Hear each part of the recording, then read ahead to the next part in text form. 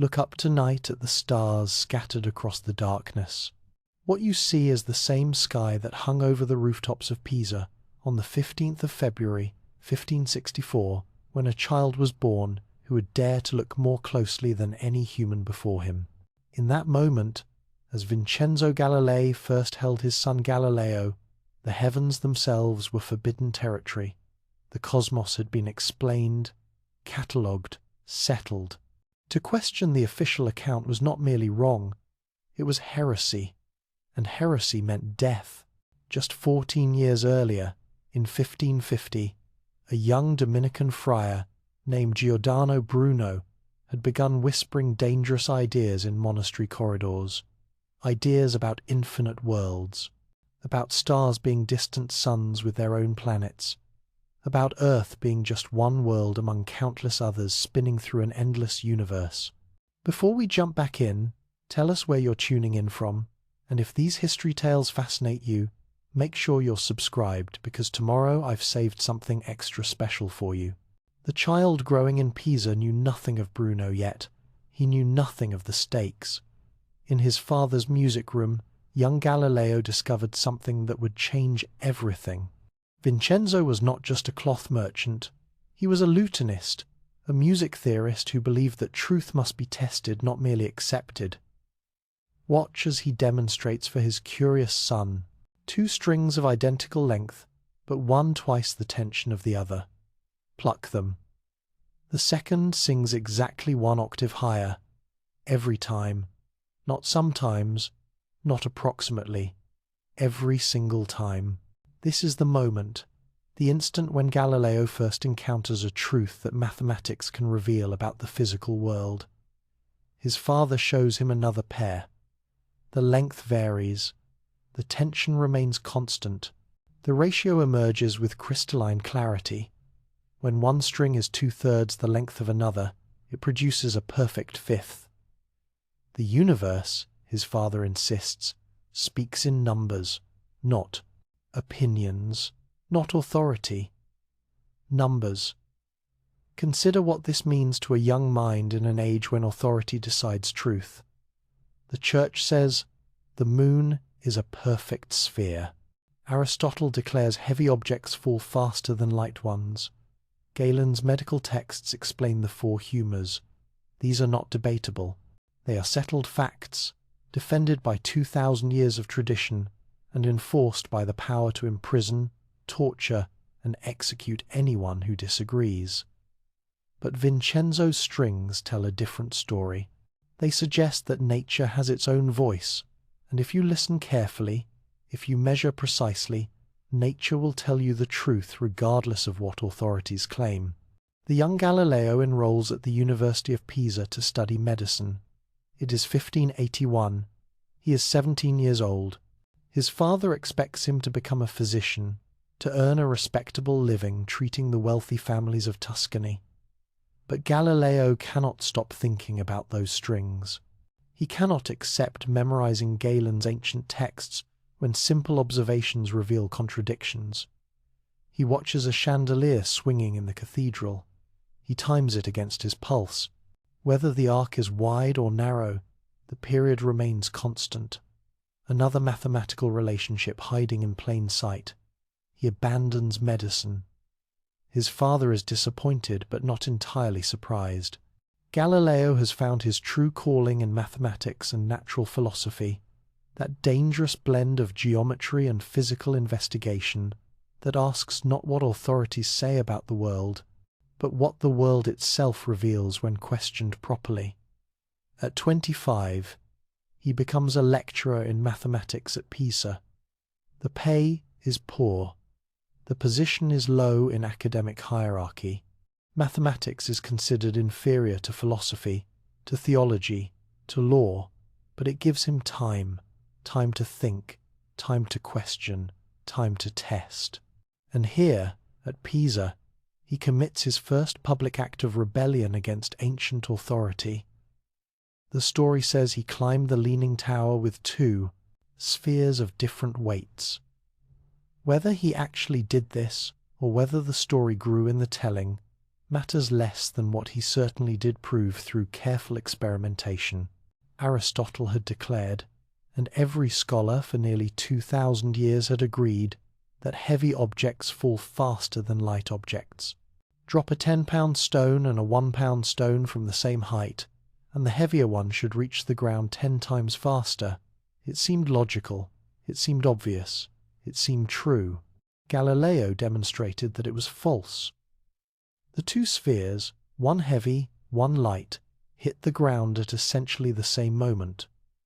Not exactly the same, because air resistance affects them differently, but far closer than Aristotle's law predicted. The difference in their falling time was not proportional to their weight difference. This was heresy of a different sort. Not religious heresy yet, but academic heresy. He was calling Aristotle wrong based on observation. His colleagues were not grateful. Showing a professor to be wrong does not advance a young mathematician's career. Aristotle's works were taught across every university in Europe. They formed the foundation of natural philosophy. And this arrogant young man was suggesting that anyone could contradict the master simply by dropping objects and watching what happens. Galileo did not keep his position at Pisa long. By 1592, he had moved to the University of Padua in the Republic of Venice. Here, away from Tuscany, he could breathe more freely. Venice was more independent, more willing to resist papal control, more tolerant of unconventional thinking. His salary tripled, his students multiplied, and his mind continued to question everything he had been taught.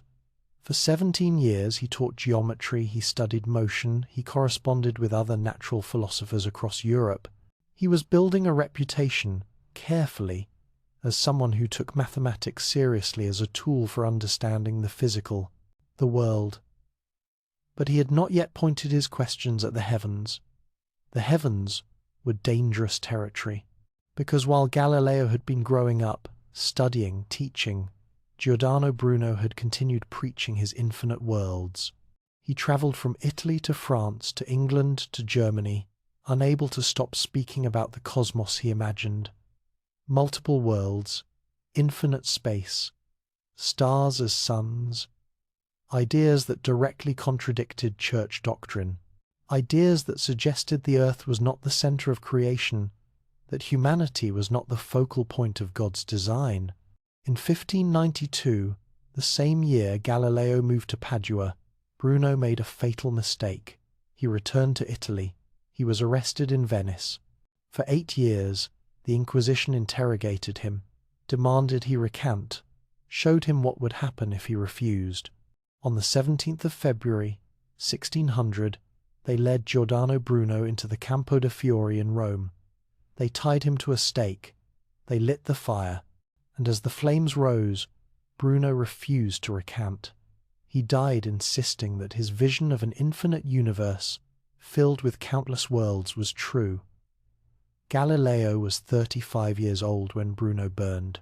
He heard the news. Every intellectual in Europe heard the news. The message was unmistakable. Question the cosmic order the Church teaches, and you will die screaming in fire. This is the world Galileo inhabited. This is the risk he understood. And yet, 9 years later, when reports reached him of a remarkable instrument invented in the Netherlands, he could not resist. The year is 1609.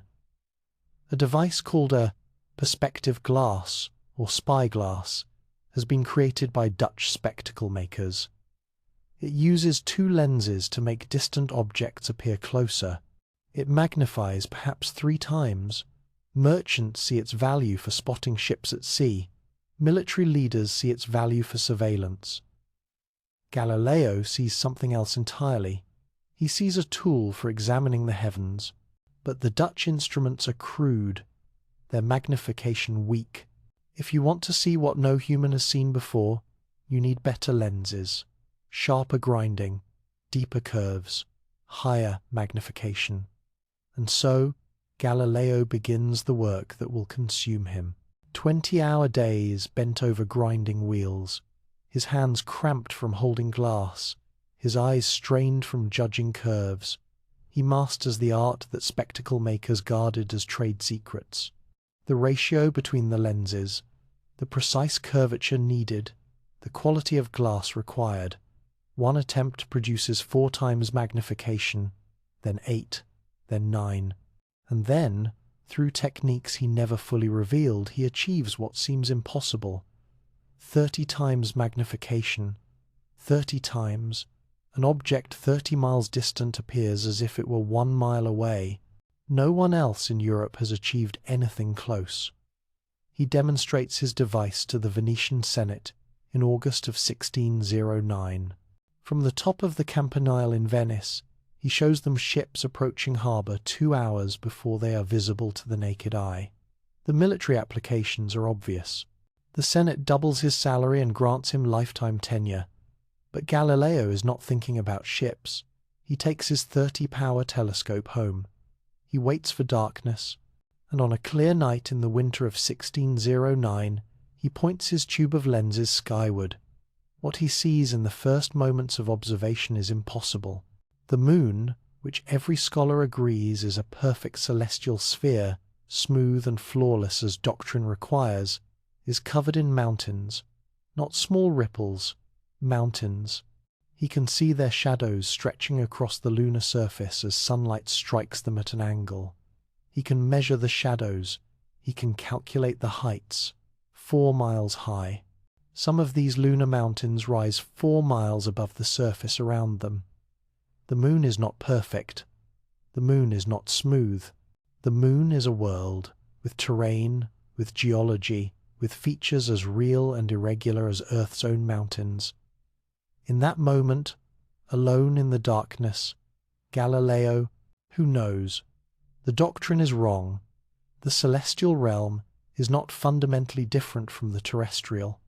The heavens are not made of some perfect, unchanging quintessence. They are made of the same substance as Earth. They follow the same rules. They have the same imperfections. And if the Church is wrong about this, what else might they be wrong about?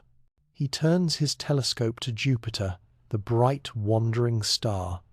At first, he sees only the planet itself. But then, as his eyes adjust, as he refines his focus, he notices 3 small points of light near Jupiter. Stars, perhaps, that happen to be in the same line of sight. The next night, the 3 points have moved. They are now on the other side of Jupiter. His heart must have raced. Stars do not move relative to planets. Not in one night. Not in any arrangement that makes sense if Jupiter is simply passing through a fixed field of stars. The 3rd night, there are 4 points of light, and they have moved. Again. For weeks, he observes. Every clear night, he charts the positions of these mysterious lights. And gradually, inexorably, the pattern emerges. They are not stars. They orbit Jupiter, 4 moons, circling the planet with precise mathematical regularity. The innermost completes its orbit in 42 hours. The next takes 85 hours. The third requires 7 days. The outermost takes 17 days to complete 1 revolution. Not everything in the cosmos orbits Earth. For 2,000 years, the geocentric model had stood unchallenged at its core. Earth was the center. Everything revolved around us. The moon, the sun, the planets, the stars, all wheeling around humanity's home in an elaborate celestial dance designed by God to honor his greatest creation. But here, visible through a tube of lenses, 4 moons orbit Jupiter. They have their own center, their own system, their own indifference to Earth's existence. The evidence is mathematical. The periods are constant. The orbits are predictable. This is not illusion. This is not misinterpretation. This is observable, measurable, undeniable fact. Galileo publishes his findings in March of 1610 in a treatise called Sidereus Nuncius, the Starry Messenger. The booklet spreads across Europe like fire through dry grass. Natural philosophers who obtain telescopes confirm his observations. Jupiter's moons are real. The lunar mountains are real. The heavens are not what we were taught. But Galileo is not finished observing. Through the months of 1610 he turns his telescope to Venus, the evening star, the morning star, the brightest object in the sky after the sun and moon. And Venus does something impossible according to the geocentric model. It shows phases. Like the moon, Venus waxes and wanes, but not in any pattern that makes sense if Venus orbits Earth. When Venus is smallest in his telescope, it is full, or nearly so. When Venus is largest, it is a thin crescent. The correlation is perfect. The explanation is inescapable. Venus orbits the Sun, not Earth. When Venus is on the far side of the Sun from us, we see it fully illuminated but small. When Venus is between us and the Sun, we see it as a large crescent. The geometry is simple. The conclusion is devastating. If Venus orbits the Sun, then Earth is not the center of everything. The old model is not just imperfect. It is fundamentally, catastrophically wrong. Galileo knows what he has discovered. He knows what it means. And he knows, with Bruno's execution still fresh in memory, what the consequences might be. The question now is not what the truth is. The question is whether he dares to speak it. Imagine standing in a winter garden in Padua as darkness falls on a January evening in 1610. The air is cold enough to see your breath. Your hands are numb from adjusting the telescope, but you cannot stop looking, because with each observation, the universe reveals another impossibility. Galileo had spent months perfecting his instrument. 30 times magnification was remarkable, but he pushed further. Better glass, finer grinding, more precise alignment of lenses. By winter, his best telescope achieved magnifications that other instrument makers could not match, and with each improvement, the heavens disclosed more secrets that doctrine insisted did not exist. The moon's mountains were just the beginning. As he studied the lunar surface night after night, he noticed something else. Along the boundary between light and dark, the terminator line where lunar day transitions to night, points of light appeared in the darkness beyond the line. Then, as hours passed, these points connected to the illuminated region, mountains catching sunlight before the valleys around them. Exactly as Earth's mountains do at dawn, he drew what he saw. Detailed sketches showing craters, mountain ranges, plains. The moon had geography. The moon had topography as complex and varied as any terrestrial landscape. Every doctrine that separated celestial perfection from terrestrial corruption crumbled under the evidence of careful observation. But it was Jupiter that truly changed everything. Through January and February of 1610, Galileo observed the giant planet whenever clouds permitted, 4 points of light, dancing in their mathematical precision. He named them the Medicean stars, hoping to curry favour with Cosimo de' Medici, Grand Duke of Tuscany, his potential patron. Later, they would be called the Galilean moons, Io, Europa, Ganymede, Callisto. 4 worlds, invisible to human eyes for all of history, suddenly revealed by ground glass shaped into curves. The innermost moon, Io, raced around Jupiter every 42 hours. You could watch it move perceptibly in a single night's observation. The second moon, Europa, took 85 hours to complete its orbit. Ganymede required 170 hours. Callisto, the outermost, took just over 400 hours to make one. Revolution. These were not approximate measurements. These were precise periods that repeated with clockwork regularity. Galileo could predict where each moon would be on any future date. The mathematics was simple, elegant, and absolutely incompatible with the idea that everything in the cosmos revolved around Earth. Consider what this meant to the educated minds of Europe.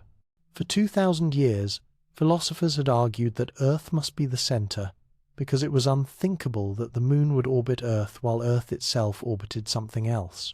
How could the moon stay with Earth if Earth was moving? The argument seemed logical.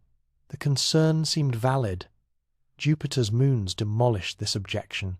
Here was direct evidence that moons could orbit a moving planet.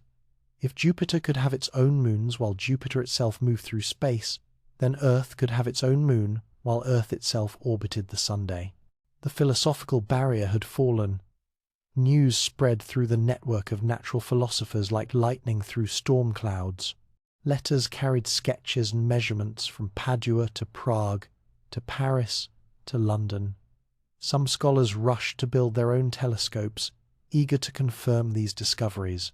Others denounced the entire enterprise as fraud or deception, claiming the telescope showed phantoms, not realities. The Jesuit astronomers at the Collegio Romano in Rome represented the Church's intellectual elite. They were not ignorant men. They were trained in mathematics and observation, and when they built telescopes based on Galileo's descriptions and pointed them skyward, they saw exactly what Galileo had reported. The mountains on the moon, the moons of Jupiter. The evidence was real. But confirmation and acceptance are different things. You can acknowledge what the telescope shows while still insisting it means something other than what it obviously means. The Jesuits confirmed the observations while remaining carefully silent about their implications for cosmology. Galileo continued observing. In the summer and fall of 1610, he turned his attention to Saturn, the ringed planet, though he could not resolve it as rings with his telescope's limited resolving power. What he saw instead baffled him. Saturn appeared to have three bodies, a central sphere with two smaller spheres on either side, like ears or handles. He announced his discovery in an anagram, a common practice for establishing priority while protecting sensitive findings. When decoded, his message read, "I have observed the most distant planet to have a triple form." It was cautious. It was clever. It preserved his claim without immediately exposing himself to accusations of promoting heliocentrism. But Saturn had more mysteries waiting. Over the next 2 years, as he continued to observe, the side bodies gradually diminished. By 1612 they had vanished entirely. Saturn appeared as a single sphere. Galileo was astonished. Where had the companions gone? Had they been absorbed? Had they moved behind Saturn? Or had his telescope been deceiving him all along? He did not know that he was seeing Saturn's rings edge on, invisible because of their thinness when viewed from Earth's position. He could not have known. His telescope lacked the resolution to reveal the true nature of the rings. But his confusion about Saturn's changing appearance did not diminish his certainty about what he had seen elsewhere in the heavens, because by 1611 he had observed Venus long enough to chart its complete cycle of phases. This was the discovery that could not be explained away. This was the observation that forced a choice between Ptolemy's geocentric model and Copernicus's heliocentric model. There was no middle ground. In the Ptolemaic system, Venus orbited Earth on an epicycle positioned between Earth and the Sunday. In this arrangement, Venus should show only crescent and new phases. It should never appear more than half, illuminated, because it would always be between Earth and the Sun, or nearly so. The geometry was fixed, the prediction was clear, but through his telescope, Galileo watched Venus grow smaller and fuller over months of observation. When Venus was on the far side of the Sun from Earth, it appeared small and nearly full. When it swung between Earth and the Sun, it appeared large and crescent-shaped. The correlation between apparent size and phase was perfect. The only geometric arrangement that produced this pattern was Venus orbiting the Sun, not Earth. The mathematics was irrefutable. Anyone who understood basic geometry could verify it. Venus orbited the Sunday. Therefore, Earth was not the center of all celestial motions. The geocentric model was wrong. Galileo knew he was crossing a threshold. He had moved beyond observing features that could be rationalized within existing frameworks. He was now directly contradicting the cosmic architecture that the Church defended as theological truth, not merely scientific theory. And yet, he could not remain silent. The evidence was too compelling. The implications were too profound. Truth, he believed, must ultimately prevail over error. The universe itself was declaring its structure. How could he ignore what the heavens so clearly revealed? He began corresponding more boldly with fellow natural philosophers. He wrote to Johannes Kepler in Prague, the brilliant mathematician who had already published his laws of planetary motion supporting the Copernican system. Kepler replied with enthusiasm and encouragement, thrilled that observational evidence now supported what mathematical analysis had suggested. But Kepler was in Protestant Prague, beyond the reach of the Roman Inquisition. Galileo was in Catholic Italy, where the Inquisition's power was absolute, and Bruno's execution was a recent memory. Through 1611, Galileo's fame grew. He published his observations in Sidereus Nuncius, which became an immediate sensation. Copies sold out rapidly. Translations appeared in multiple languages. His name became synonymous with the new astronomy that revealed wonders in the night sky. In March of 1611 he travelled to Rome. It was both triumph and risk. He brought his best telescope to demonstrate his discoveries to cardinals, mathematicians, and influential church officials. He wanted to show them that his observations were not tricks or illusions. He wanted them to see with their own eyes what the heavens contained. The demonstrations were spectacular. Night after night, prominent Romans looked through his telescope and saw Jupiter's moons, lunar mountains, countless stars invisible to naked eyes. The Jesuit astronomers at the Collegio Romano held a celebration in his honor. They confirmed publicly that his discoveries were genuine. But confirmation was not endorsement. The Jesuits acknowledged what the telescope revealed while carefully avoiding any discussion of what it meant for Earth's position in the cosmos.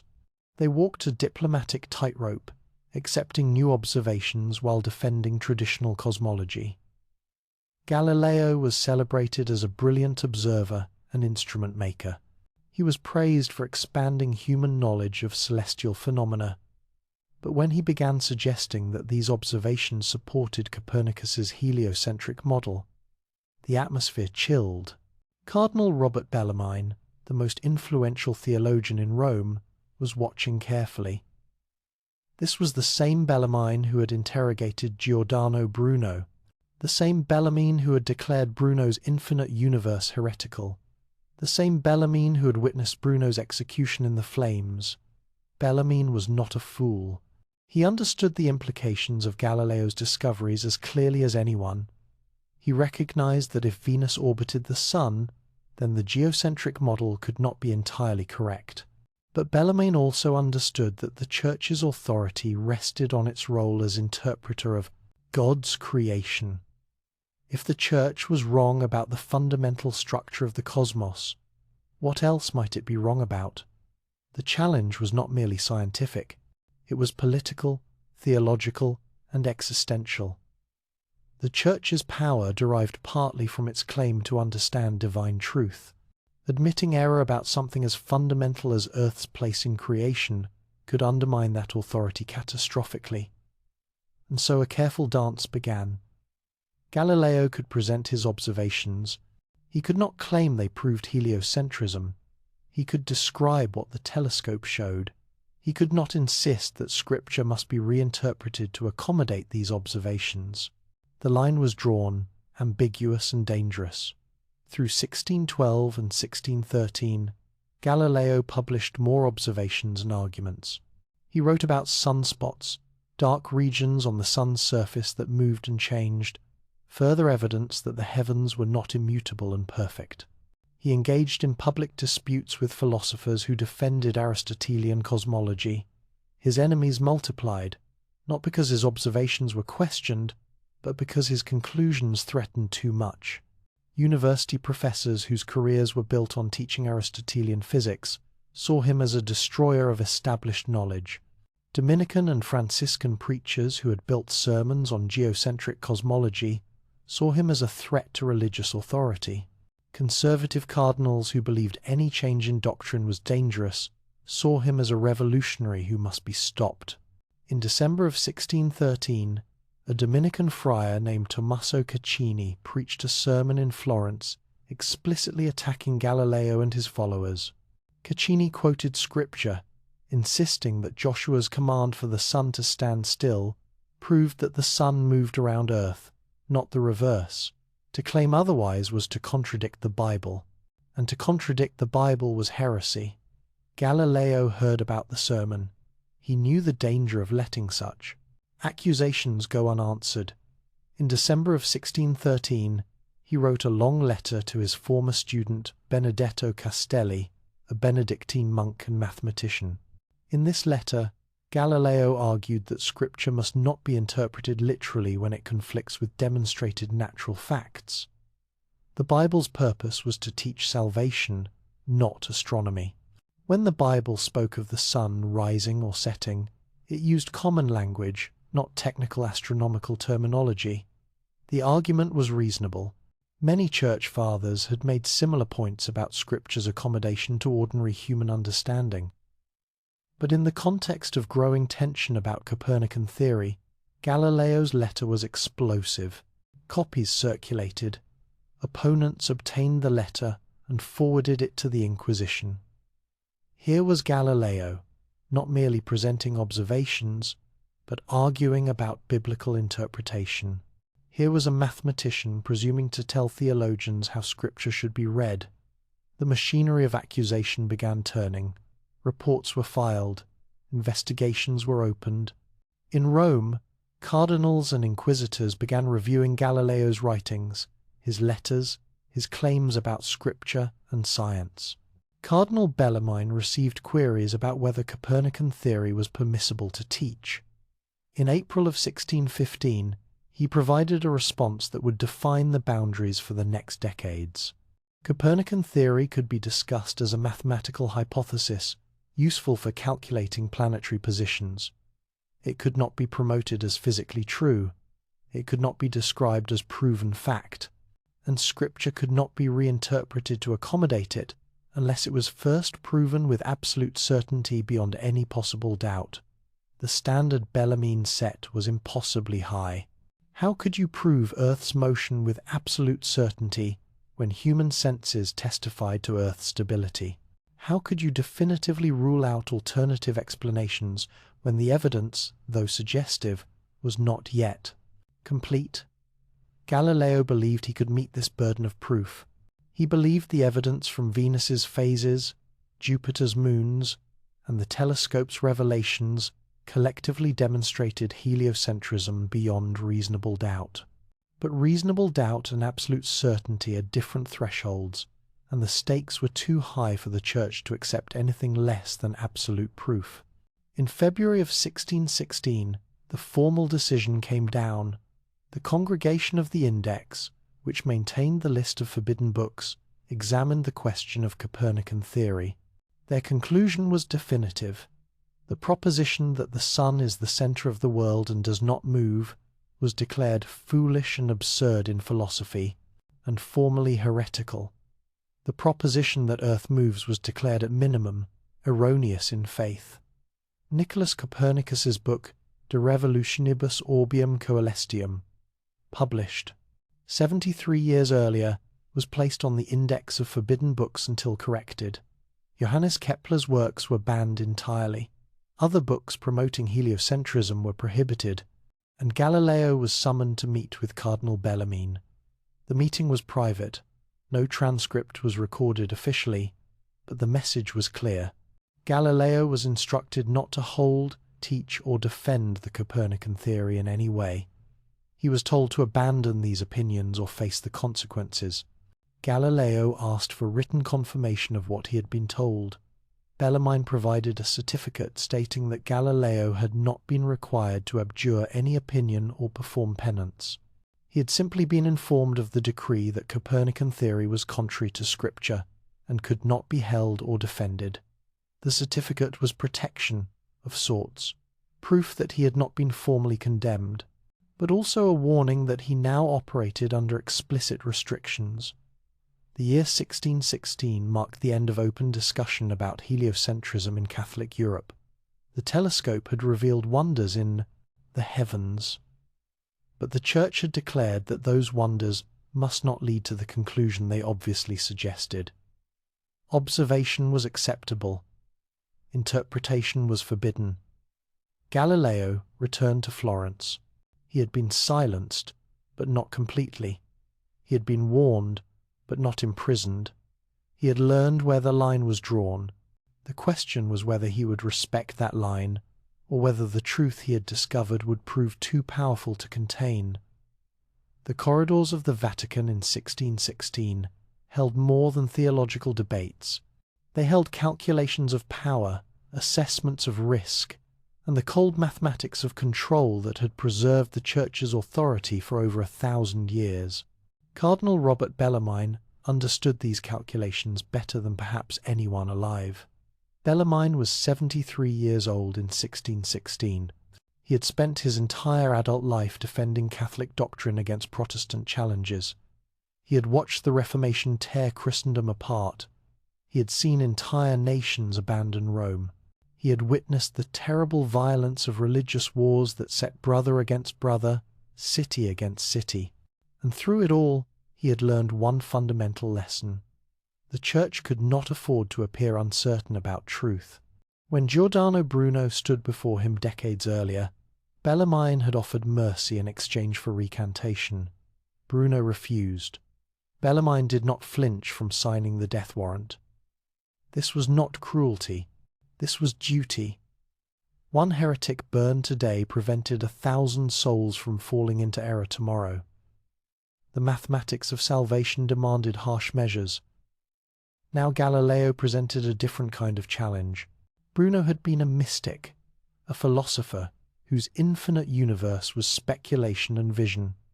His ideas, however dangerous, lacked empirical foundation.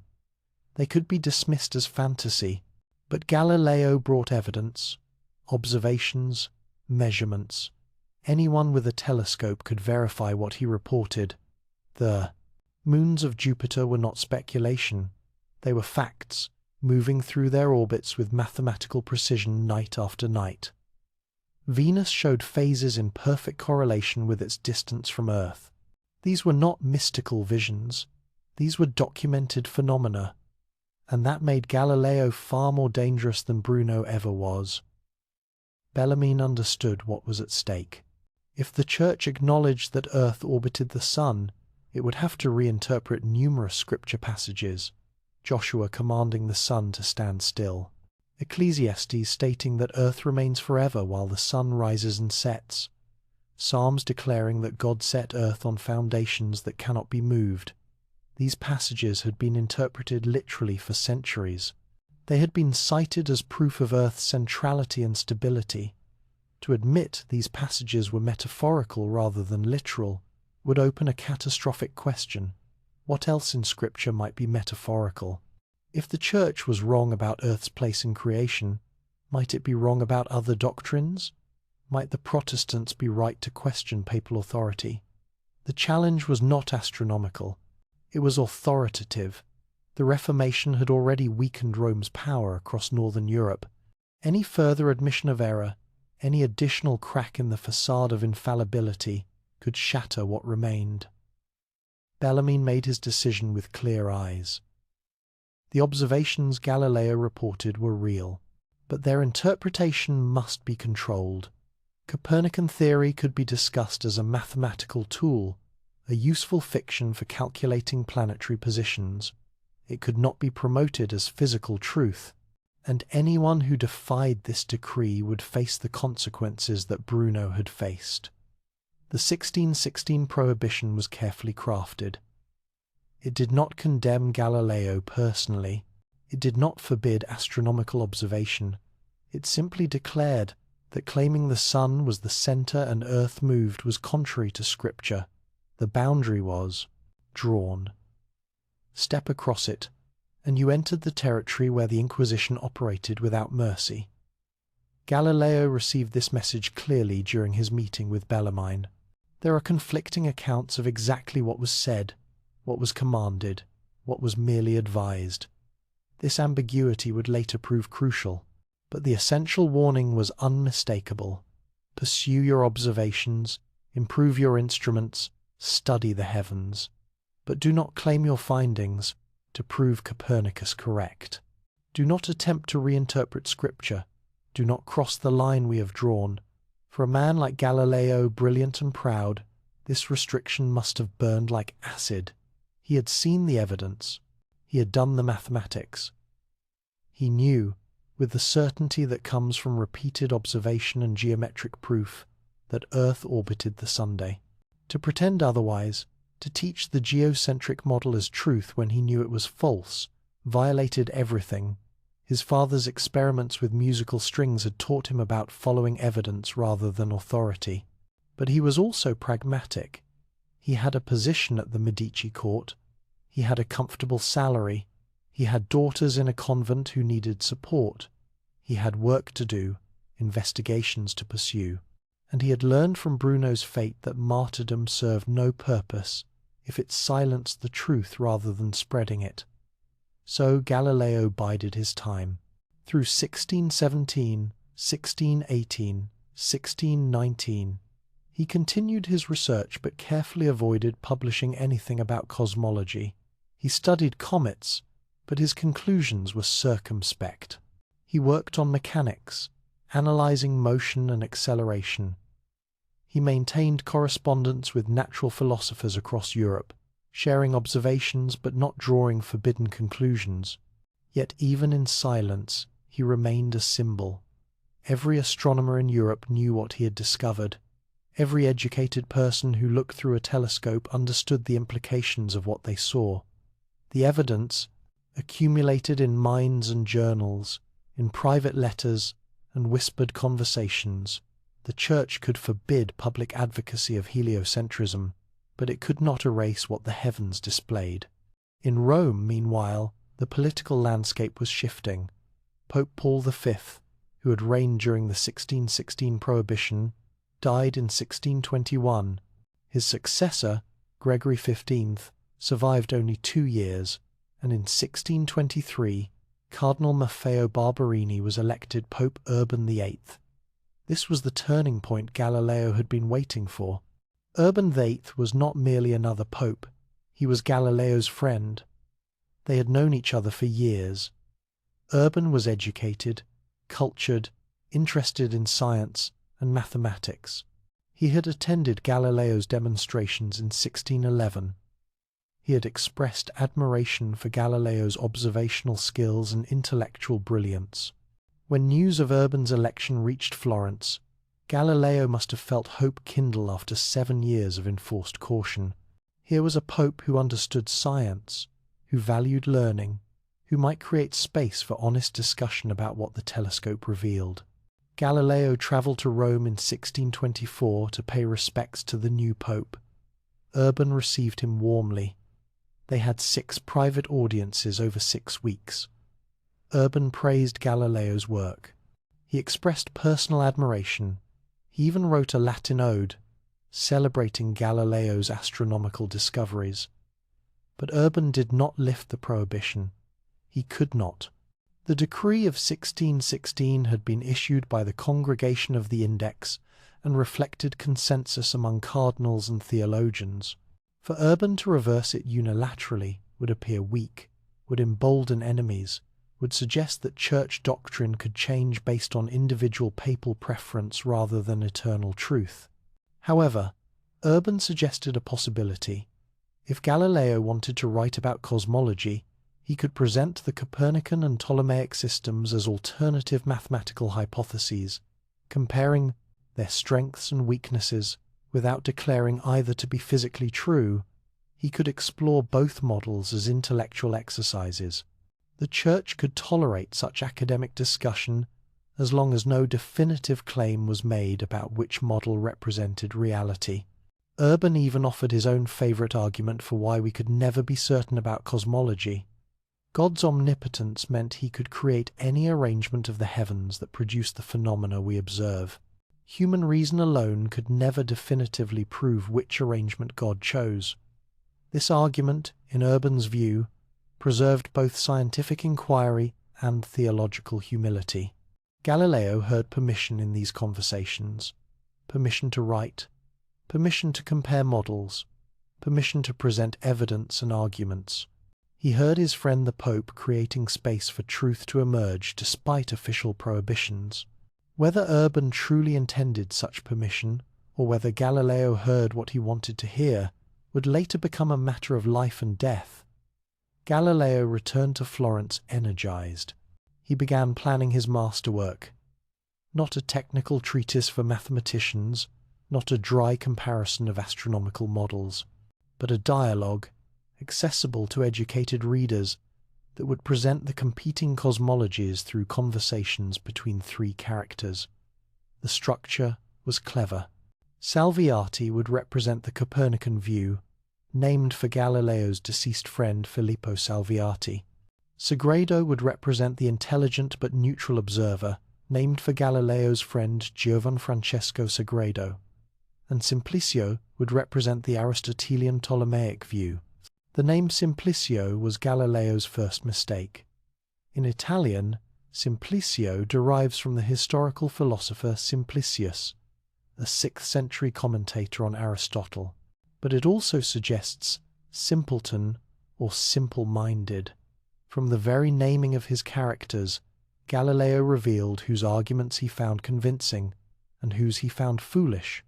He worked on the manuscript through 1625, 1626, 1627.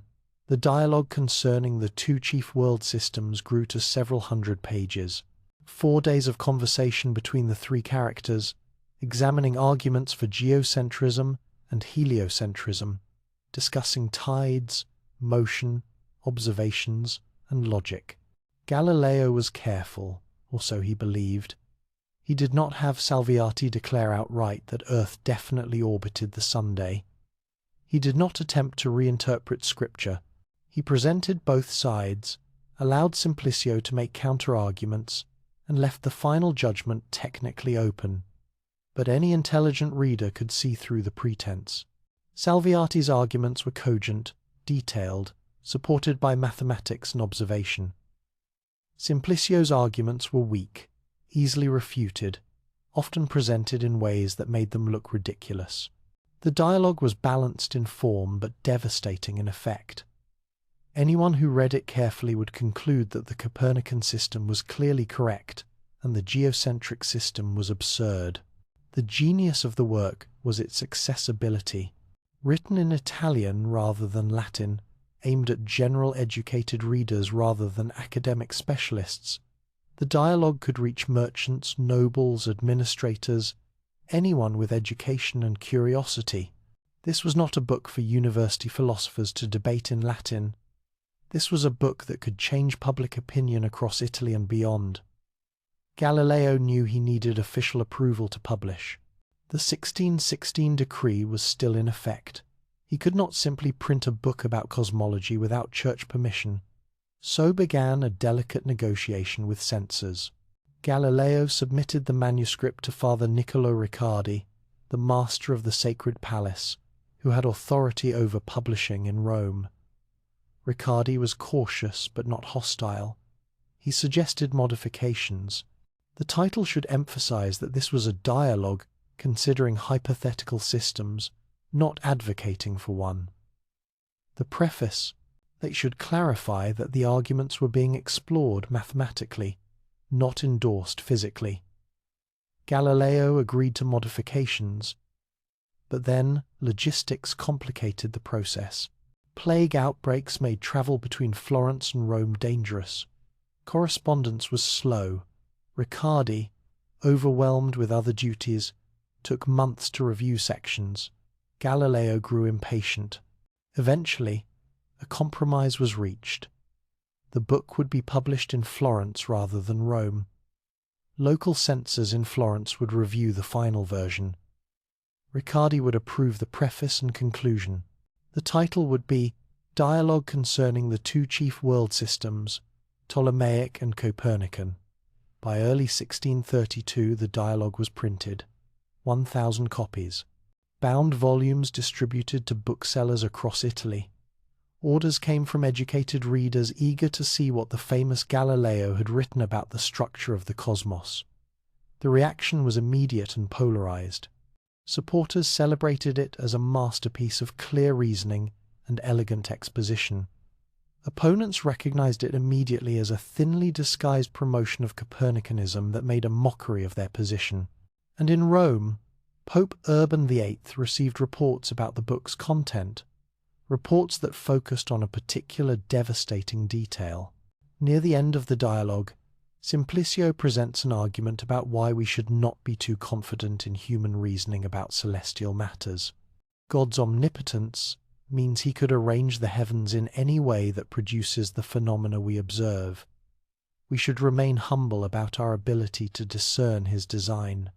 It was Urban's favorite argument, the argument he had personally shared with Galileo during their conversations, the argument he believed preserved both scientific inquiry and theological humility.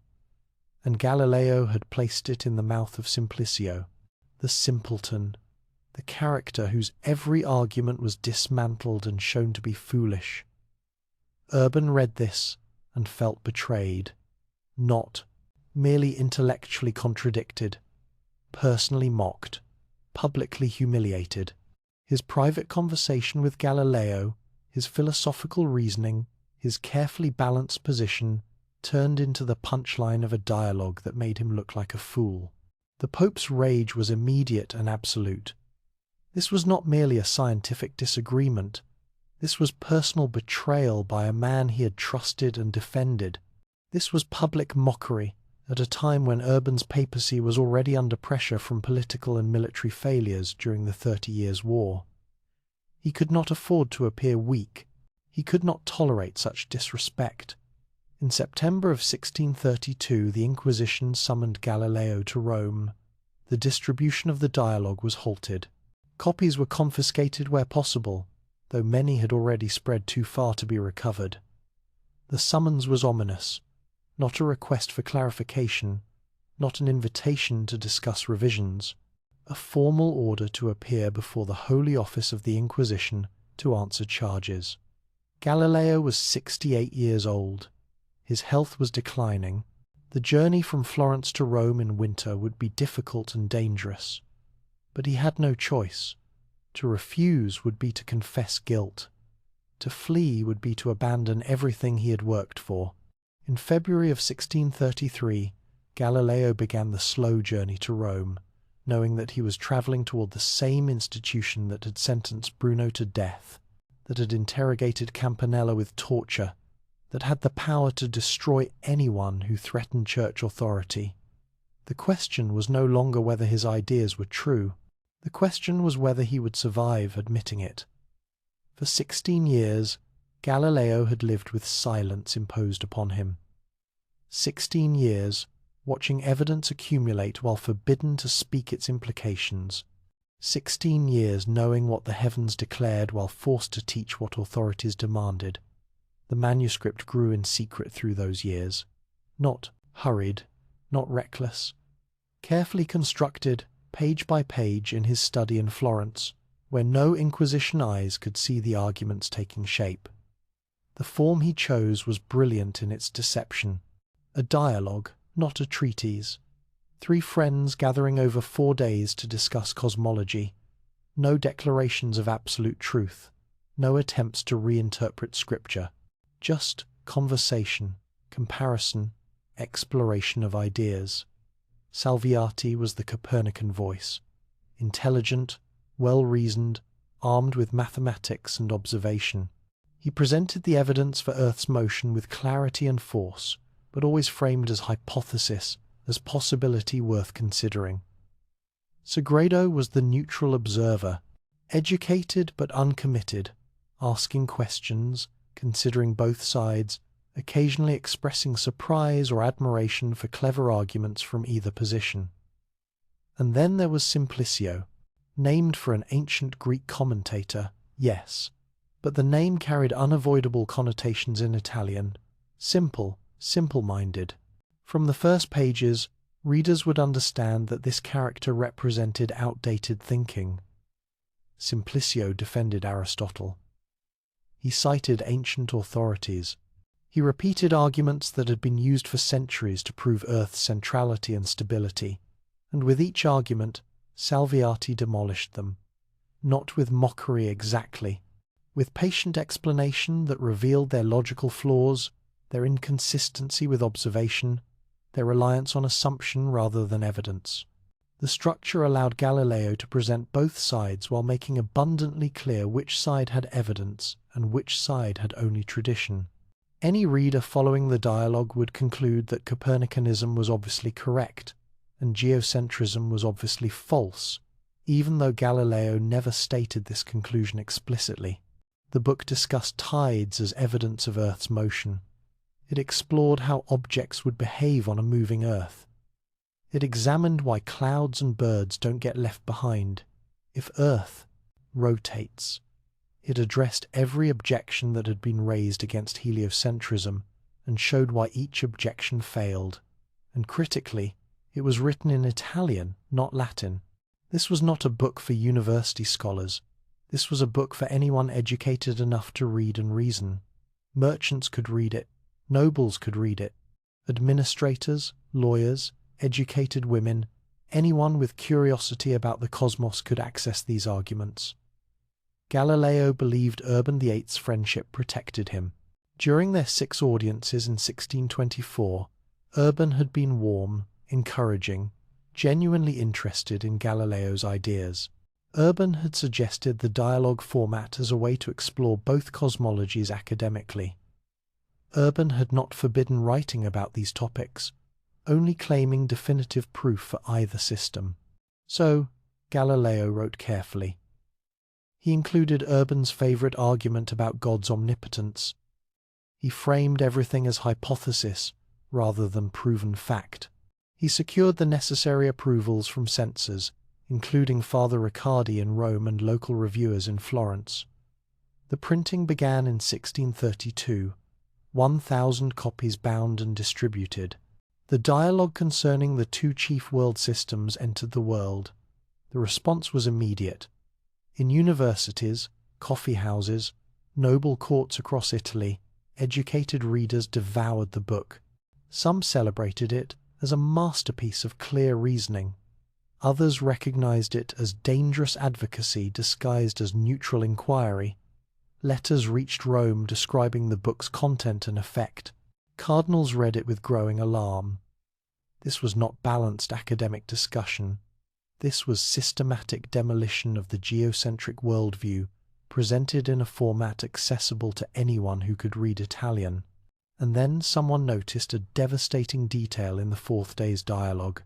Near the end, when discussing why we should remain humble about astronomical conclusions, Simplicio presents an argument about God's omnipotence. God could arrange the heavens in infinite ways to produce the phenomena we observe, so human reason alone cannot determine which arrangement God chose. It was Pope Urban VIII's personal argument, the philosophical position he had shared with Galileo during their private conversations, his attempt to balance scientific inquiry with theological humility. Galileo had put it in the mouth of Simplicio the fool. After 4 days of dialogue where every one of Simplicio's arguments had been shown to be weak or illogical, here at the climax came Urban's own reasoning, presented by the character who represented obsolete thinking. Whether Galileo intended this as mockery or simply as inclusion of all relevant arguments, the effect was the same. To readers, Urban's cherished philosophical position appeared as the last gasp of defeated geocentrism, the final weak objection before accepting the obvious truth of heliocentrism. Urban's rage when he understood this was volcanic, not merely intellectual disagreement, personal humiliation, public mockery, betrayal by someone he had trusted and defended. The timing made it worse. 1632 was a disaster year for Urban's papacy. The 30 Years' War was devastating Catholic territories. Urban's political alliances were failing. He faced criticism from Spanish and Austrian factions who questioned his leadership. He needed to demonstrate strength, authority, decisiveness, and here was Galileo, making him look like a fool in a book that was spreading across Italy faster than it could be suppressed. The machinery of retribution moved swiftly. In September 1632, the Inquisition ordered the dialogue seized. Sales were prohibited, distribution was halted, and Galileo received a summons to appear in Rome to answer charges before the Holy Office. Not an invitation, not a request for clarification, a formal summons carrying the implicit threat of what happened to those who defied the Inquisition. Galileo pleaded illness. He was 68 years old. Winter travel from Florence to Rome was dangerous. His health was poor. He requested delay, or permission to answer charges in writing, or exemption due to age and infirmity. The Inquisition was unmoved. If he was too ill to travel, they would send officials to bring him by force, or conduct the trial in Florence and enforce the sentence there. The message was clear: appear voluntarily or be dragged in chains. In February 1633, Galileo left Florence. The journey took weeks. His daughter, Sister Maria Celeste, a nun at the convent of San Matteo, wrote him letters filled with prayers and concern. She understood the danger. Everyone understood the danger. Bruno had burned for ideas less supported by evidence than Galileo's. Campanella had been tortured for decades for similar philosophical positions. The Inquisition did not forgive those who challenged church authority on matters of cosmic order. Galileo arrived in Rome in late February. He was held at the Tuscan embassy initially, not in prison, showing some remaining diplomatic consideration for his former relationship with Urban. But this small mercy could not disguise what was coming. The trial began in April. Galileo was interrogated about his intentions in writing the dialogue. He was asked about his meeting with Cardinal Bellarmine in 1616. He was pressed on whether he had been explicitly commanded never to teach or defend Copernicanism in any form. Here the ambiguity about what had been said in 1616 became crucial. Galileo produced Bellarmine's certificate from that meeting, stating he had simply been informed of the decree against Copernicanism, not given a personal prohibition. But prosecutors produced a document claiming Galileo had been specifically ordered never to hold, teach, or defend heliocentric ideas in any way. The document's authenticity was questionable. It lacked proper signatures, but authentic or fabricated, it served the Inquisition's purpose. It established that Galileo had been explicitly warned and had defied that warning by publishing the dialogue. Galileo defended himself carefully. He claimed the dialogue presented both sides without advocating for either. He insisted he had followed proper procedures in obtaining approval from censors. He argued that he had never intended to promote Copernicanism, only to examine arguments on both sides.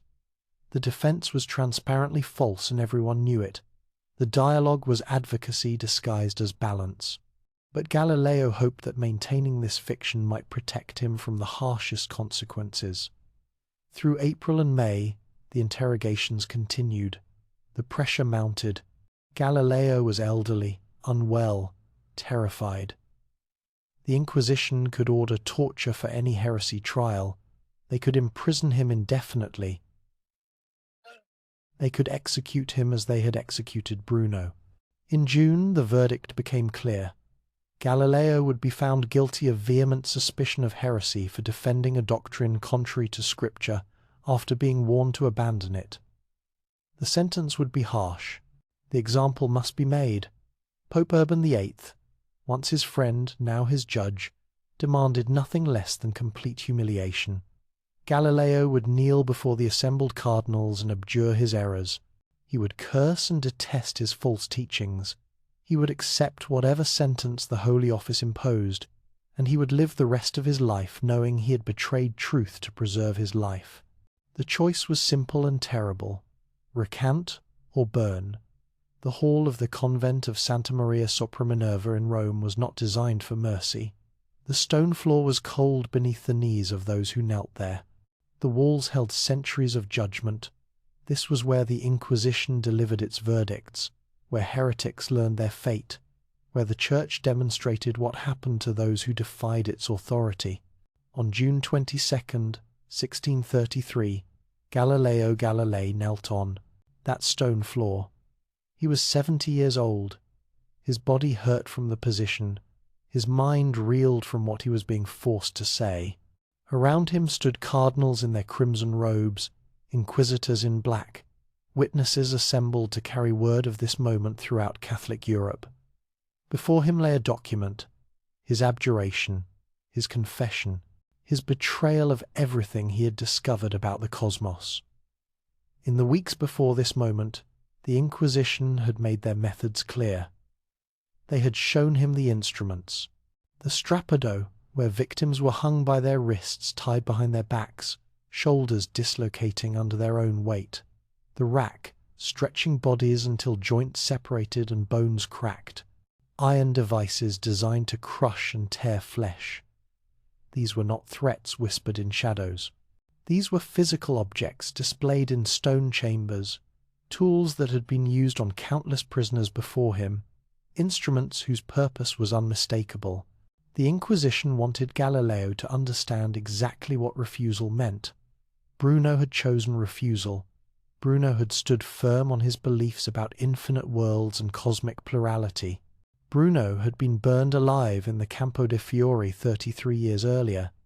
His ashes had been scattered. His books had been banned.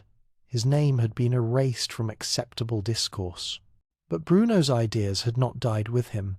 They lived in whispered conversations, in smuggled manuscripts, in the minds of those who recognized truth even when authority denied it. Galileo faced the same choice Bruno had faced: die for truth or live with compromise, become a martyr or become a survivor. Let the Inquisition destroy his body, or let them force his mouth to speak lies his mind knew were false. He chose survival. Whether this was courage or cowardice, wisdom or weakness, each observer would judge differently. But in that moment, with torture instruments fresh in his memory and Bruno's fate clear in his mind, Galileo chose to say what they demanded he say. His voice, according to witnesses, was steady. The words he read were not his own composition.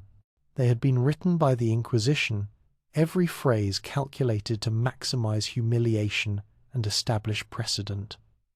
I, Galileo Galilei, son of the late Vincenzo Galilei of Florence, aged 70 years, arraigned personally before this tribunal and kneeling before you, most eminent and reverend Lord Cardinals, Inquisitors General against heretical pravity throughout the entire Christian Commonwealth, having before my eyes and touching with my hands the Holy Gospels, swear that I have always believed, do believe, and with God's help will in the future believe all that is held, preached, and taught by the Holy Catholic and Apostolic Church, the formula of submission, the declaration of orthodoxy, the preface that made what followed even more devastating. But, whereas after an injunction had been lawfully intimated to me by this holy office, to the effect that I must altogether abandon the false opinion that the sun is the centre of the world and immobile, and that the earth is not the centre of the world and moves, and that I must not hold, defend, or teach in any way whatsoever, verbally or in writing, the said false doctrine, and after it had been notified to me that the said doctrine was contrary to Holy Scripture, I wrote and printed a book in which I discuss this new doctrine, already condemned, and adduce arguments of great cogency in its favour without presenting any solution of these. I have been pronounced by the Holy Office to be vehemently suspected of heresy, that is to say, of having held and believed that the sun is the centre of the world and immobile, and that the earth is not the centre and moves. Vehemently suspected of heresy.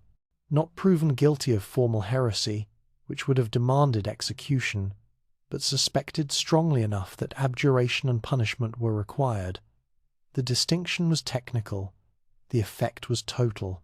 Therefore, desiring to remove from the minds of your eminences and of all faithful Christians this vehement suspicion justly conceived against me. With sincere heart and unfeigned faith I abjure, curse, and detest the aforesaid errors and heresies, and generally every other error, heresy, and sect whatsoever contrary to the Holy Church, and I swear that in future I will never again say or assert, verbally or in writing, anything that might furnish occasion for a similar suspicion regarding me. Abjure, curse, detest. 3 verbs chosen to strip away any ambiguity. He was not merely withdrawing his claims, he was declaring them hateful. He was condemning his own work. He was cursing his own discoveries. Every astronomer in Europe who had confirmed Jupiter's moons heard this. Every mathematician who had verified Venus's phases heard this. Every natural philosopher who had looked through a telescope and seen lunar mountains heard this. Galileo, the man who had shown them wonders in the heavens, was now declaring those wonders led to heresy. The sentence followed the abjuration. Imprisonment at the pleasure of the Holy Office. Indefinite incarceration. His movements controlled. His writings monitored. His remaining years subject to Inquisition oversight. The dialogue would be banned, its distribution prohibited, its arguments declared heretical. Any copies found would be confiscated and destroyed, though hundreds had already spread too far to recover. As formal penance, Galileo must recite the 7 penitential psalms once a week for 3 years. A small addition to the crushing weight of his imprisonment and humiliation. The cardinals withdrew, the witnesses dispersed. Galileo rose from his knees, physically and spiritually broken.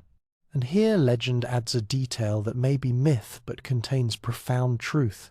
As Galileo stood, having just cursed and detested his claim that Earth moves, he supposedly muttered under his breath, "Eppur si muove," and yet it moves. Historians debate whether he actually said this. No contemporary account records it.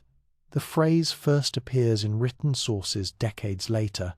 It may be invention, romance, wishful thinking by those who wanted Galileo to show defiance even in defeat, but whether he spoke these words or not, they represent something true. Earth did continue to move. Jupiter's moons did continue their orbits. Venus did continue showing phases. The universe proceeded in its mechanical precision, utterly indifferent to human proclamations about its structure. The Inquisition could force Galileo to deny what he had seen. They could not change what actually existed. They could break his will. They could not bend reality to match their doctrine. Galileo's sentence was initially imprisonment in the formal dungeons of the Inquisition, but within days this was commuted to house arrest at the Tuscan embassy, then later at the home of Archbishop Piccolomini in Siena, and finally at Galileo's own villa in Arcetri outside Florence. House arrest was gentler than dungeon cells, but it was still imprisonment. Galileo could not travel freely. He could not teach publicly. He could not publish without explicit approval. His movements were monitored. His correspondence was watched. The Inquisition's eyes followed him for the rest of his life. He was allowed visitors, but carefully screened ones. He could continue scientific work, but only on topics deemed safe. Mechanics, engineering, mathematics, divorced from cosmology. Nothing about the structure of the heavens. Nothing that might revive the dangerous ideas he had abjured. His beloved daughter, Sister Maria Celeste, who had sustained him through the trial with letters of love and faith, died just months after his return to Arcetri. She was 33 years old.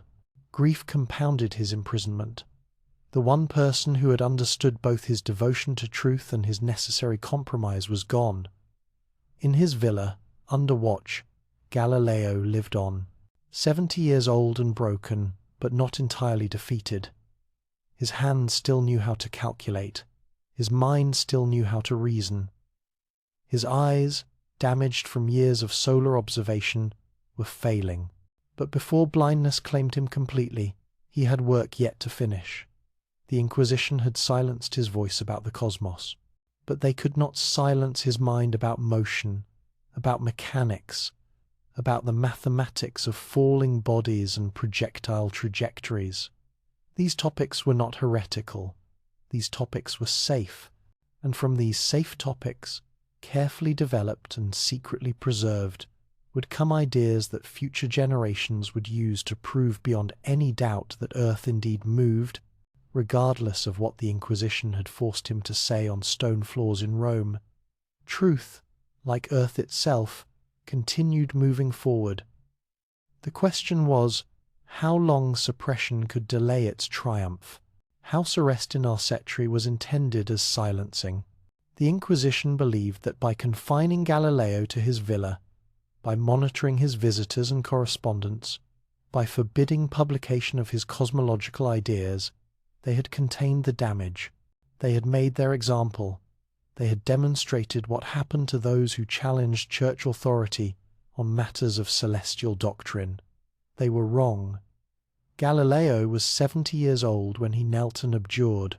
He would live 9 more years under house arrest, 9 years that the Inquisition assumed would be spent in quiet penance, in acceptance of their judgment, in contemplation of his errors. Instead, Galileo worked, not on cosmology, which was forbidden, on mechanics, on motion, on the mathematics of falling bodies and projectile trajectories, topics the Inquisition considered safe because they did not directly challenge geocentric doctrine. But these topics were not safe at all. They were foundations. The principles of motion that Galileo developed would become the tools that future scientists used to prove definitively that Earth moved, that Newton's laws governed celestial and terrestrial mechanics identically, that the cosmos operated on mathematical principles indifferent to theological preference. His eyesight was failing. Years of solar observation, staring at the sun through his telescope to study sunspots, had damaged his vision. By 1637, he was nearly blind. By 1638, he could no longer see Jupiter's moons he had discovered. The heavens he had revealed were closed to him, but his mind remained sharp. He dictated. Students visited and transcribed his thoughts, and gradually a new manuscript emerged, discourses and mathematical demonstrations relating to 2 new sciences, a treatise on the strength of materials and the mathematics of motion.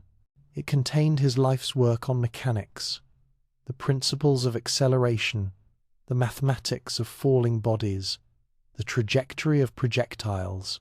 All the observations and calculations he had developed over decades, now organized and explained systematically. The manuscript could not be published in Italy. The Inquisition would never permit it. Galileo was forbidden from publishing anything. His name was watched. His work was suspect. But students and friends smuggled the manuscript north, to Protestant territories beyond the Inquisition's reach, to the Netherlands, where printers operated free from Catholic censorship. In 1638, The 2 New Sciences was published in Leiden. The Inquisition could do nothing. The book was printed outside their jurisdiction. Copies flowed back into Italy through underground networks. Educated readers across Europe studied Galileo's mechanics while he sat under house arrest, officially silenced but practically influential far beyond what his captors imagined possible. Sister Maria Celeste had understood this strategy instinctively before her death. She had helped her father smuggle papers, coordinate with supporters, maintain the network of correspondence that kept his ideas circulating despite confinement. Her role as a nun provided cover. Who would suspect a devoted daughter in a convent of facilitating her heretical father's continued influence? After her death, others continued this work. Students like Vincenzo Viviani, who lived with Galileo in his final years, serving as secretary and assistant. Viviani preserved Galileo's later work, his final thoughts, his refinements of earlier ideas. He would later become Galileo's first biographer, ensuring that the full story of persecution and perseverance reached future generations. Through these channels, Galileo's ideas spread exponentially. Each reader who understood his mechanics became a node in a growing network. Each student who grasped his methods became a teacher to others. The Inquisition had burned books before and would again, but they could not burn ideas that had already replicated across hundreds of minds. In Protestant England, natural philosophers read Galileo's work with intense interest. Here was mathematical proof that motion could be analyzed quantitatively, that acceleration followed precise laws, that projectiles traced parabolic paths determined by geometry and initial conditions. Among those readers was a young man named Isaac Newton, born in 1642, the year Galileo died. Newton would never meet Galileo, but he inherited Galileo's insights about motion and built upon them with devastating effectiveness. By 1687, just 45 years after Galileo's death, Newton published Principia Mathematica. In this work, he synthesized Galileo's mechanics with Kepler's laws of planetary motion to create universal gravitation, a single mathematical framework that explained falling apples and orbiting planets with the same fundamental principles. Newton's laws made predictions, not vague assertions, precise mathematical predictions about where planets would be centuries in advance. And when astronomers checked those predictions against observations, they matched perfectly, consistently, year after year, decade after decade. Edmund Halley used Newton's laws to predict that a comet observed in 1682 would return in 1758. When Halley's comet appeared exactly when Newton's mathematics predicted, the triumph was complete. The cosmos operated on mathematical principles. Those principles explained planetary orbits. Those orbits made sense only if planets, including Earth, moved around the Sunday. By the early 1700s, among natural philosophers and mathematicians, the debate was over. Heliocentrism was not hypothesis, it was demonstrated fact, proven by the success of Newtonian mechanics in predicting celestial phenomena with extraordinary precision. But the Church could not admit error quickly. Institutions that claim divine authority cannot easily acknowledge mistakes without undermining the foundations of that authority. The wheels of doctrinal revision turn slowly, especially when pride and politics complicate pure reason. In 1757, over a century after Galileo's trial, Pope Benedict XIV quietly removed the general prohibition against heliocentric books from the index. Not with fanfare, not with admission of error, just silent deletion, allowing the offensive works to fade from the forbidden list without formal acknowledgement that forbidding them had been wrong. In 1822, the Church permitted printing of books treating Earth's motion as fact rather than hypothesis. Again, no dramatic announcement, just quiet permission granted to scientific realities that had been accepted across educated Europe for over a century. Through the 1800s, astronomy advanced with breathtaking speed. Telescopes improved. Photography allowed permanent records of celestial observations. Spectroscopy revealed that stars were made of the same elements as Earth. The universe disclosed itself as vast beyond previous imagination, ancient beyond previous calculation, governed by physical laws operating uniformly across cosmic distances. Every advance confirmed what Galileo had begun to reveal. The heavens were not fundamentally different from Earth. The same physics applied everywhere. The cosmos was comprehensible through observation and mathematics. In 1992, 359 years after Galileo's trial, Pope John Paul II finally issued a formal statement. The Church, he acknowledged, had erred in condemning Galileo. The judges who examined his case had not properly distinguished between Scripture's spiritual teaching and scientific investigation. They had confused matters of faith with matters of physics. The admission came far too late to matter practically. By 1992, humans had walked on the moon Galileo first saw was mountainous. Spacecraft had visited the planets whose motions he had studied. Telescopes in orbit around Earth had observed galaxies billions of light-years distant. The entire technological civilization that achieved these marvels was built on the scientific method Galileo helped establish. Observation trumps authority.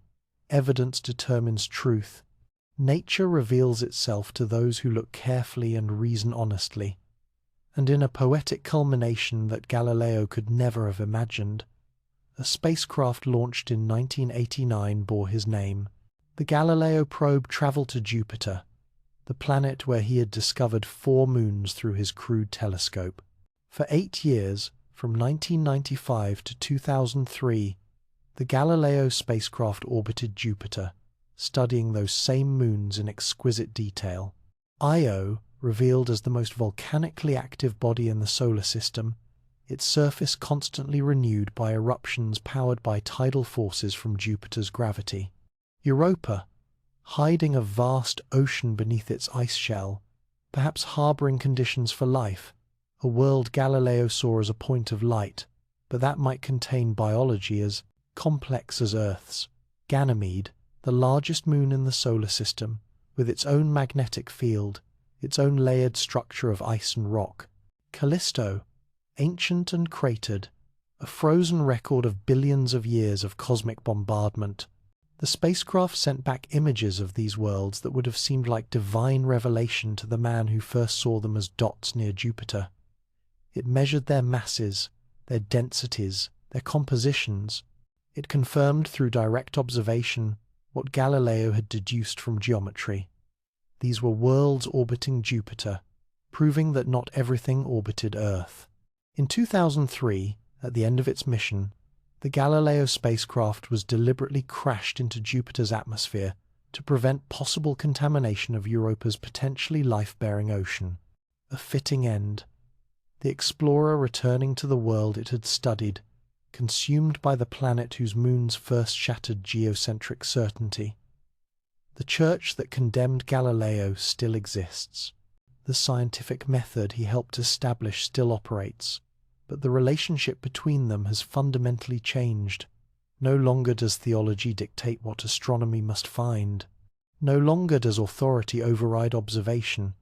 The boundary has been drawn, hard-won through centuries of conflict, marking where faith addresses meaning and science addresses mechanism. Galileo's trial was meant to silence dangerous ideas. Instead, it became a symbol of why truth cannot be suppressed by authority. His forced abjuration was meant to erase heliocentrism from acceptable thought. Instead, it demonstrated that reality asserts itself regardless of what humans decree about it. The 9 years he spent under house arrest, blind and broken, working on mechanics that seemed safely removed from cosmology, produced the foundations that would prove his cosmology correct beyond any possible doubt. Sister Maria Celeste's smuggling of manuscripts, Viviani's preservation of papers, students spreading through. Europe, Newton building on Galilean mechanics, Halley's comet returning on mathematical schedule, the gradual retreat of prohibition, the spacecraft bearing his name exploring the worlds he discovered. Each step was a continuation of that moment. In 1609, when Galileo first pointed his telescope skyward and chose to report what he saw rather than what he was supposed to see. Each advance was evidence that truth moves forward like Earth itself, continuing its orbit regardless of who tries to stop it. The Inquisition broke Galileo's body and forced his mouth to speak lies, but they could not break what he had started. They could not stop what he had revealed. They could not prevent the tide of evidence from overwhelming the walls of doctrine.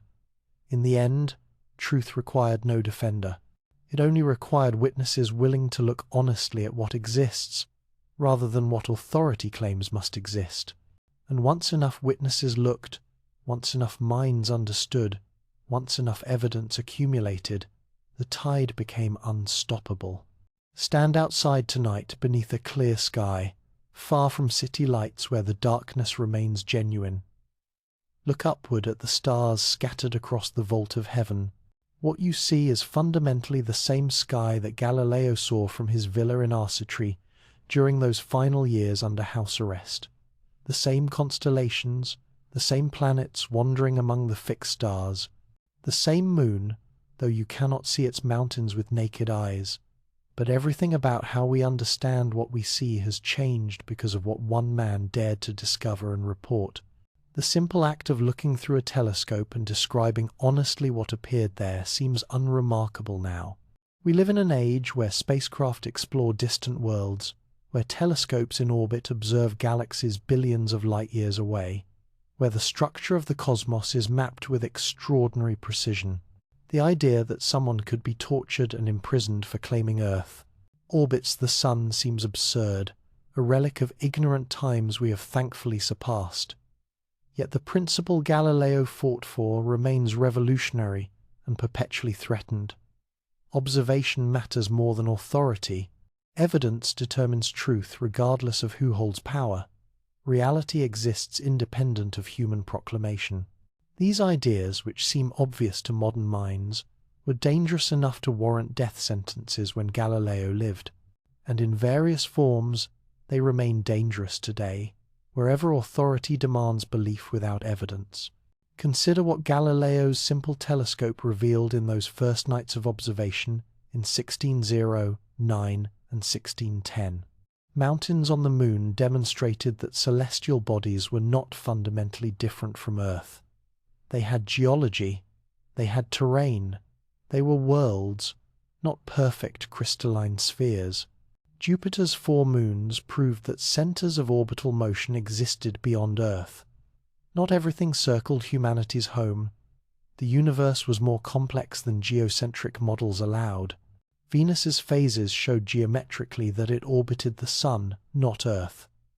The evidence was mathematical, observable, repeatable. Anyone with a telescope could verify it.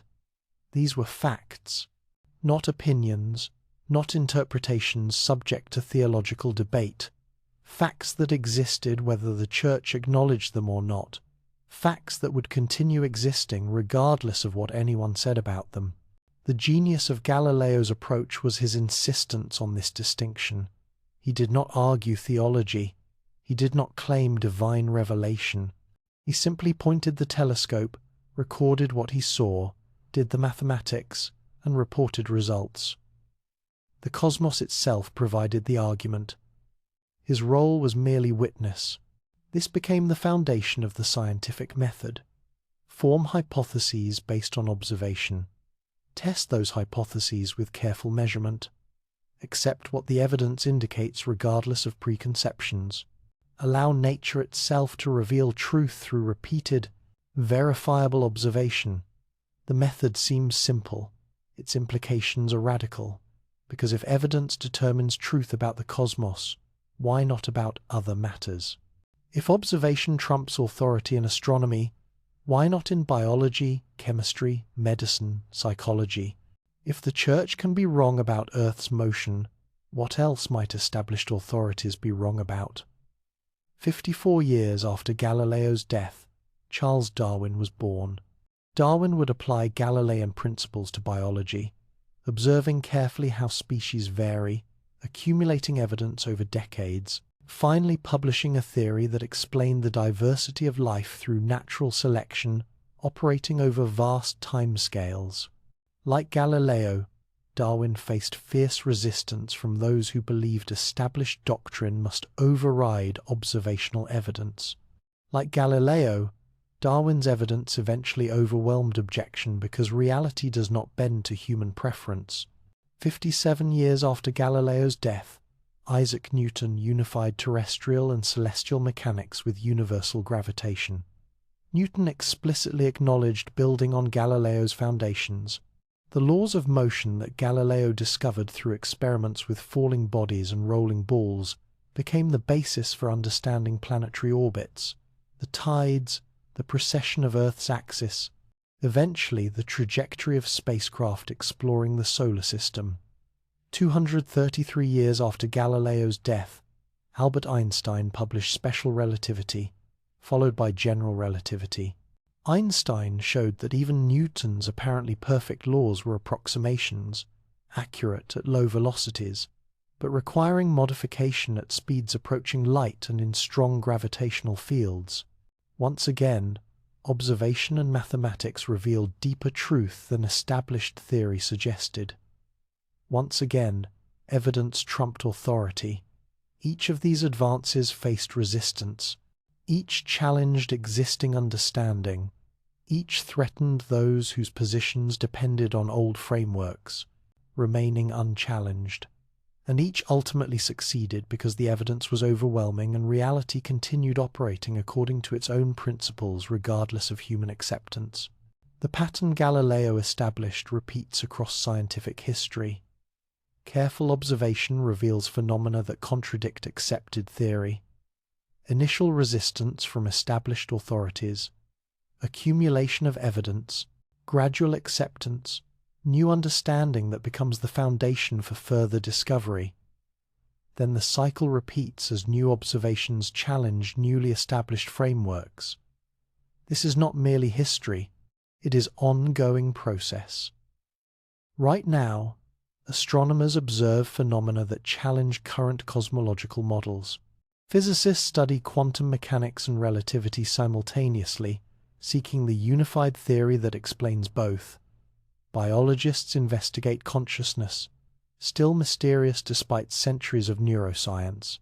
Each field contains Galilean moments waiting to happen, observations that will require revising what we think we understand. The technological civilization we inhabit exists because Galileo's principle won. GPS satellites orbiting Earth use corrections from general relativity to maintain accuracy, but they also use timing signals from Jupiter's moons, the same moons Galileo discovered. The predictable periods of those moons as they orbit Jupiter, eclipsed and reappearing on precise schedules, allowed 18th century navigators to determine longitude at sea. Today, those same moons provide timing references for spacecraft navigation throughout the solar system. Mars rovers, calculating trajectories, use Galilean mechanics refined by Newton and Einstein. When engineers plot a course from Earth to Mars, they rely on mathematical models descended directly from Galileo's experiments with falling bodies and rolling spheres. The parabolic arc of a projectile he studied in his villa becomes the transfer orbit of a spacecraft traversing millions of miles of space. Medical imaging uses principles of wave mechanics and atomic physics discovered through the same evidence-based methodology Galileo pioneered. The computer you likely carry in your pocket processes information using quantum mechanics, a theory so strange that Einstein himself initially resisted it until evidence made denial impossible. Every technology surrounding modern life exists because observation was allowed to override authority somewhere in the chain of discovery. This is Galileo's true legacy.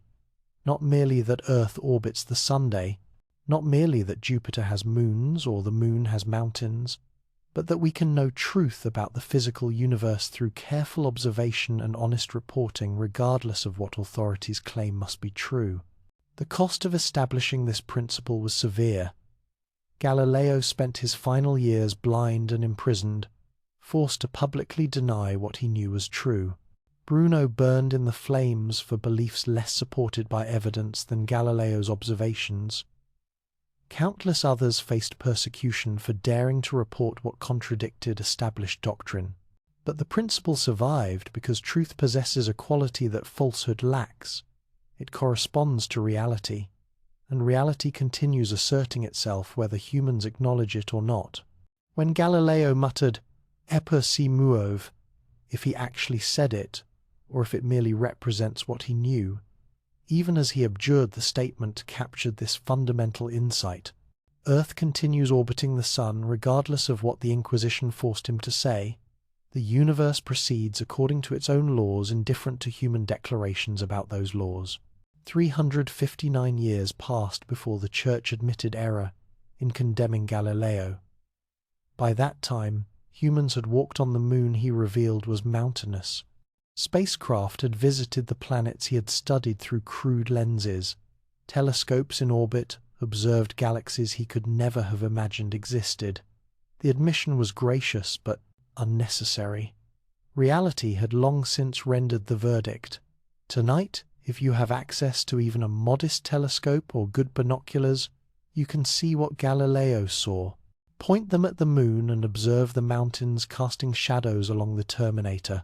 Watch Jupiter on successive nights and track the dance of Io, Europa, Ganymede, and Callisto as they orbit the giant planet in their precise mathematical rhythm. Follow Venus over months and watch its phases correlate perfectly with its apparent size, proving its orbit around the Sunday. The evidence Galileo risked everything to report remains visible, unchanged, available to anyone willing to look. The cosmos continues its testimony, indifferent to centuries of human conflict about interpreting that testimony. And this is perhaps the deepest wonder of all. Not that the universe exists with such magnificent complexity, not that human minds can comprehend its workings through mathematics and observation, but that truth is ultimately more powerful than any force that tries to suppress it. Authorities can imprison witnesses. They cannot imprison what was witnessed. They can burn books. They cannot erase ideas that have replicated across minds. They can force recantations. They cannot change the facts being recanted. Galileo understood this. Through the trial, through the torture threats, through the abjuration, through house arrest and blindness, he understood that what he had discovered would outlive him and outlast his persecutors. Sister Maria Celeste understood it when she smuggled his manuscripts. Viviani understood it when he preserved his teacher's papers.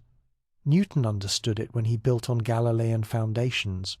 Every scientist since has understood it, who chose evidence over authority when the two conflicted. The scientific method that grew from Galileo's insistence on observation over doctrine is not merely a technique for investigating nature. It is a moral stance. It says that truth matters more than comfort, that reality matters more than tradition, that what actually exists matters more than what we wish existed or what authorities claim must exist. This stance requires courage. It required courage when Galileo faced the Inquisition.